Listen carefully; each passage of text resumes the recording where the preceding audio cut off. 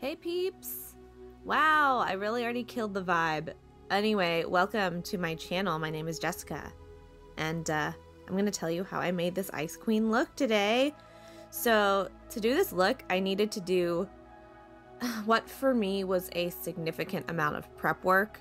So I took some lashes from Shop Miss A. I think these are in the style Nora, and I wanted to make them white, and I didn't really know what I was doing, so I was experimenting this whole time. I tried using my water activated face paints from Meron to paint them, and it worked fine, but because they're water activated, I imagine they would melt if you have tears of any sort. So I don't know if I recommend it. It worked fine for me for the photos, but like, you might not want to do this if you're planning on wearing the lashes all day long. But God, I'm out of breath. I try and talk so fast to make sure I'm saying everything I want to say in these voiceovers. Oh my God, just don't even listen to me. Oh, okay, turn off the volume if I'm too annoying. Okay. So I wanted these lashes to look super frosty, and I did not have any fake snow to use. So I took some little silk flowers that were white, and I cut off all the petals and then cut them into tiny little chunks that you see here to use as little snowflakes for my look. And I also needed to powder the lashes. Well, maybe I didn't need to. I just thought it was a good idea. Don't remember why. I'm pretty sure I thought it'd make it like more white. Or maybe that my tears would not reach the water activated paint, whatever. Anyway, I powdered them, and then I put some lash glue on the tips of the lashes and then stuck the little snowflake babies on there to give it that, you know, snow texture. See, I'm doing it right now. I felt so incredibly creative doing this. I'm not gonna lie. Like, I felt real fresh. So yeah, I did that for both of the lashes, and I could probably be quiet right now because I don't have anything else to say about it. Yep, I'm doing it again on the other lash. Woohoo! Wow! Look at you paint your lashes. Oh, I'm not even painting them. Look at you glue your lashes. Okay, then I needed to let those dry, and while I was letting those dry, I made a little wire ELVEN crown. And I totally failed on filming this, so I'm sorry. This is all the footage I have, but I really liked it. Ooh, we're doing the look now. So of course I had to prime my eyeballs because they're oily. And then I wanted to go with a gray toned look. So I took the light gray shade from the Nomad Tokyo Harajuku palette, and I ran that all along my crease. It almost looks like nothing. It's like a very, very pale gray, but it blends out really well, and it was a nice transition shade. And then then I took the dark gray shade in the Tokyo palette, and I took that on kind of like a flat, I don't even know how to describe this kind of brush. It's like a mini baby little packing brush, like itty bitty.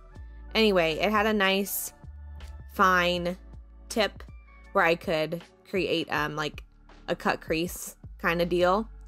So I did that as you saw, and then I put the white shade from the Raw Beauty Christie palette on my eyeball, like you're watching me do right here. Oh my God. Okay, so I kept putting that down until I thought it was white enough. Basically, that's all I did.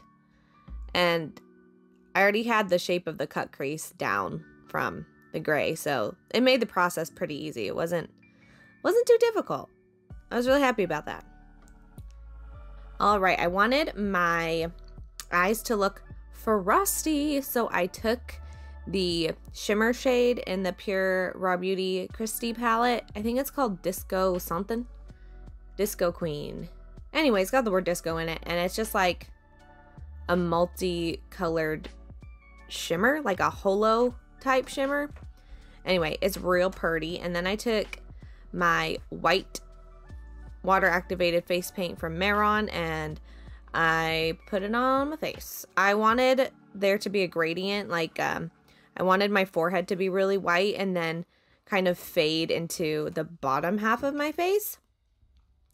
And I have not worked with face paint for that long, and I haven't worked with different kinds. This is the only kind that I own, but it's definitely been a learning process. As you can see, once I go in with the blending sponge, it just like picks up all the product, and it was a huge pain in the butt. I learned that it was a lot better to go in with the sponge with the face paint on it and blend it that way.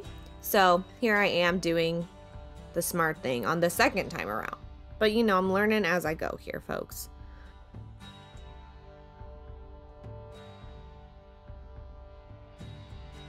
Then I set my face with the white powder.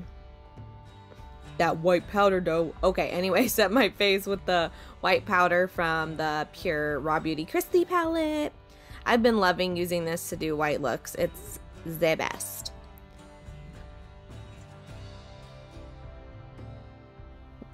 Once I had the white face paint down, I wanted to finish up my eye look, and I created a large wing shape. And I wanted to leave a little open negative space between my lower lash line and that gray shade that I'm laying down. So I actually didn't run that directly along my lash line, but actually a little bit below it. And yeah, I'm doing what I'm doing.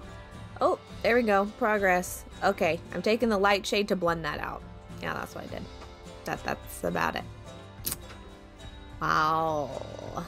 Look at this voiceover go, babies. Oh my gosh, I'm a voiceover queen. Okay. Up.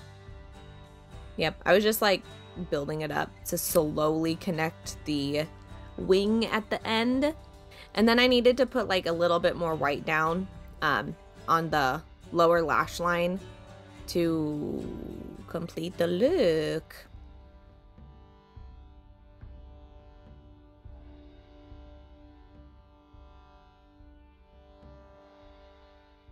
I wanted my brows to be white, so I took a spoolie and some of that face paint and I ran it into my brows. And goodness gracious, the process looks crazy. It looks so bad right now. I think it turned out looking really cool though. Hey folks, editing version of me here. So I did not realize until editing this video that a good majority of the process didn't get recorded. So I'm going to tell you what I did to finish off my face. I took the white face paint that you saw me use earlier to paint my face white, and I used that as a liner to outline like the big fat wing shape that I did for my eyeshadow. And then I ended up contouring with the gray shades from the Nomad Tokyo Harajuku palette. They were really great for a super gray toned contour. They blended out really nicely. I just kind of dibble dabbled between the dark gray and the light gray, and it was excellent. However, the highlighting situation did not go well. I mean, who would have thought you shouldn't put liquid highlighter on top of water activated face paint? I certainly didn't know. Anyway, I went in with 2 liquid highlighting products and it turned the white base that I used into an absolute nightmare. So I had to keep working into it over and over and over again. So that's a tidbit for all of you if you're using water activated face paint. Don't use liquid products on top of it because you're going to end up with a mess. But I went in with my Notoriously Morbid Able to Shine gel highlighter, as well as my Revolution liquid highlighter in Luminous Luna. And I actually really liked the effect that I got because it looked kind of like I had chunky snow along my cheekbones, but it was very, very frustrating and took a long time. And then I thought this was a genius idea. I took some of those little snowflakes I made out of the silk flowers and I attached them above my brow. And I didn't want to use glue because I knew removing that would aggravate me. So I went in with some of my NYX glitter primer just to like stick them on temporarily for photos, and it was a great choice. It had enough tackiness to adhere to, but it made removing it so much easier. So that's what I did. Those are my tidbits of information for all of you. It's tacky and I hate it. Thanks, Harrison. Yep. Okay, let's see the final look. Ooh, we did it, babies. Yes. Oh, look at that icy queen. Ooh, she looked cool. Oh, and I forgot to talk about my lips. Son of a gun. I just used powder. The same powder that I use on my eyeballs. Okay. Like and subscribe if you like the video. 1 like equals 1 prayer. JK. Okay, bye.